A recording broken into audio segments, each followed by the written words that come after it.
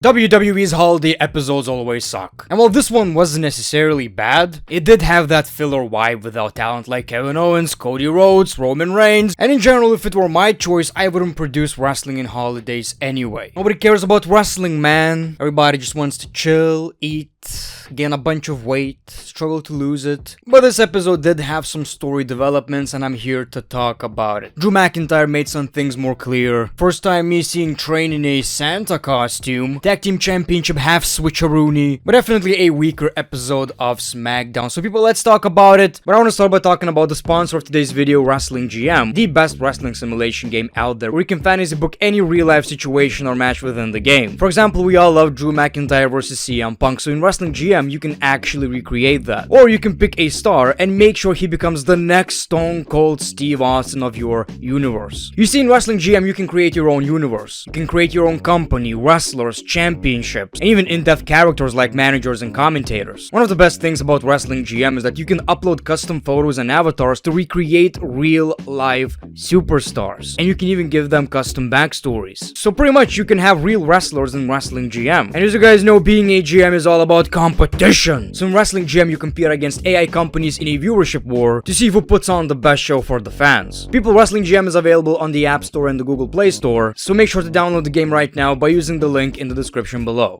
Welcome back to the channel, people. The show kicks off with Solo Sikoa, and he answered Roman's challenge. He accepted the fight. The tribal combat match on Raw's first episode on Netflix. As if it wasn't clear enough. Almost as if WWE were false advertising it. But yes, Solo accepted the challenge, and he is gonna be the real tribal chief. Does that mean anything? Will we see actually the winner, getting that Ulafala? And the loser saying, okay, you're the tribal chief, this rivalry is done? I don't think so, but we'll see. There's a lot of controversy, people. Who's gonna main event, Seth Rollins and CM Punk, or this match between Roman Reigns and Solo Sikoa? I think the answer is clear what should happen. It's obviously Seth Rollins versus CM Punk, but reports are saying it's actually going to be Roman Reigns versus Solo. And I blame The Rock. Well, we see Drew McIntyre and he says, I honestly don't know what to do right here.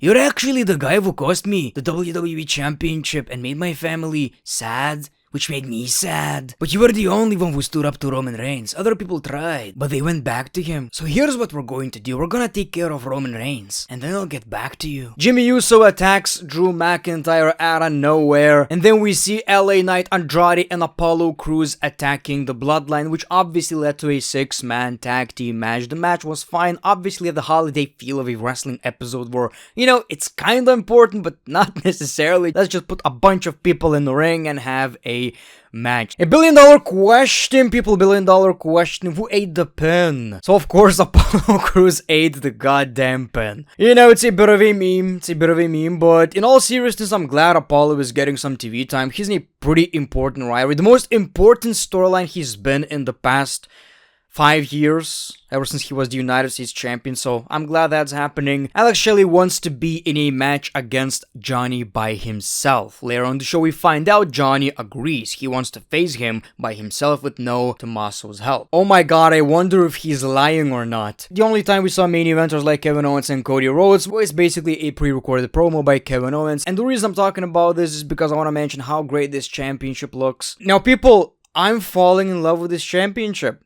I always like the Attitude Era title more, but it does look good. I've seen some posts about how many different versions of this championships we actually had. And while the current one is nice, this is probably the best one. I really wish they went with this version of this championship. It has a lot more detail. It's crazy, but people don't realize most of the WWE titles have so many different versions. For example, the Big O Championship, right? Beautiful. In my opinion, this one is very underrated though, where you can actually read what's written on the championship. Anyway, these are my 2 cents on the championships. The Grayson Waller effect with Santa Strowman. Unlike normal Santa, he actually goes through your chimney with a train. And the only gift you're getting is a bunch of train toys. I don't understand how kids nowadays play with their laptops, play with their tablets, when the real joy of Christmas is playing with trains. This was a very typical Grayson Waller and Austin Theory segment, Grayson Waller effect, where they basically kinda insult their guest while trying to get him on their team. The whole time they were just calling Braun Strowman stupid. And it doesn't help when he's responding with, "Oh, I told you guys, stop that!" Kind of proving their point. Obviously, I'm kidding. I love Strowman. I'm just wondering, am I on Strowman's nice list this year? Santa Strowman's? We got Carmelo and says this time he is ready. So he challenges Strowman to a match. We got the match. And it was going better for Carmelo Hayes. And he actually outsmarted Braun Strowman, which is a very hard thing to do. He won by a countout. Later on the show, he attacked Strowman again. It really reminds me of this rivalry between Sami Zayn and Braun Strowman in like 2016, except Sami Zayn was the babyface and Strowman was the heel. Clear underdog versus a monster. It's a pretty cool side story, I guess. I still don't understand why are they rejecting Tiffany Stratton. Shouldn't you actually suck up to her? Because she has the money in the bank briefcase, because now they're just giving her reasons to cash in. Well, we got Alex versus Johnny Gargano, and people, I'm in absolute shock, but we did get the other teammates interfering. Johnny Gargano actually won this match. Now people, new theme song. Sounds a lot like Undisputed Era song, so is CFO back or not? I don't know. Sounds pretty good. Sounds pretty good. I should be more enthusiastic. The DIY theme song is gone.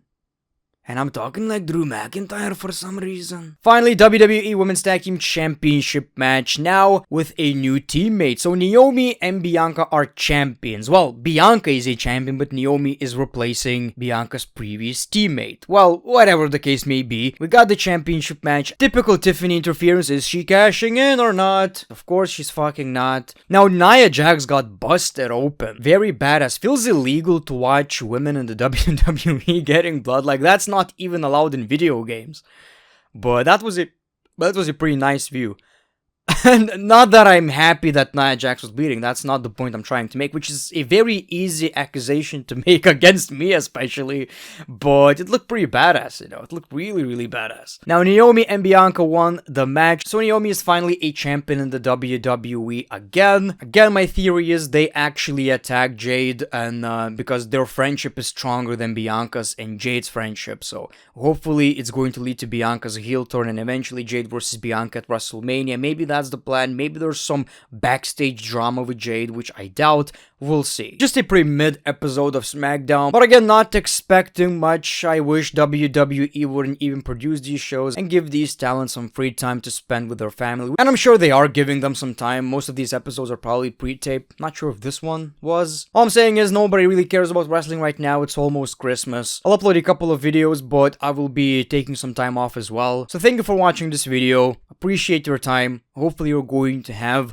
an amazing Christmas, amazing holiday, people. The Great One, peace, love, and hugs. It's been a pleasure.